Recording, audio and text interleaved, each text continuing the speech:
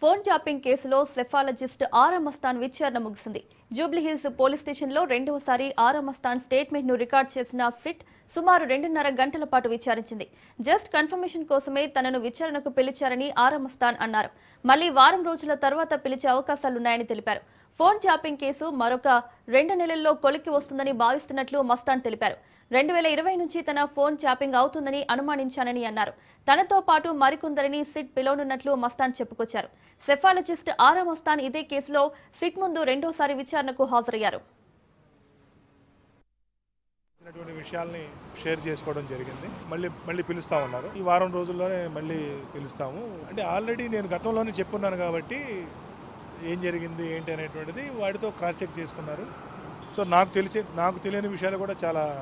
So ఎందుకంటే బేసిక్గా department data మన ముందర పెడితే కానీ మనకు కూడా అర్థం కాదు కదా, మన ఫోన్ ఎప్పుడు ట్యాప్ అయింది, ఎవరితో మాట్లాడినటువంటి విషయాలు ట్యాప్ అయినాయి అనేటువంటిది. సో వాళ్ళు ఆ డేటా అంతా నా ముందర పెట్టడం జరిగింది. వాస్తవాలు చెప్పాను. అవునండి, నేను వీరితో మాట్లాడిన మాట వాస్తవమే. అంటే వాళ్ళ దగ్గర కూడా మొత్తం డేటా లేదు కదా, నాకు చెప్పడానికి. సరే, నాకు 2020 నుండి నా ఫోన్ ట్యాప్ అవుతున్నట్టు నాకు అనిపించింది. ఇప్పుడు పోలీసు వారు చూపించిన డేటాతో క్రాస్ చెక్ చేస్తున్నప్పుడు ఏంటంటే వాళ్ళ దగ్గర ఉన్నటువంటి డేటా ఏదైతే ఉందో ఆ సమయంలో అయితే పక్కాగా జరిగిందనేది అర్థమవుతుంది.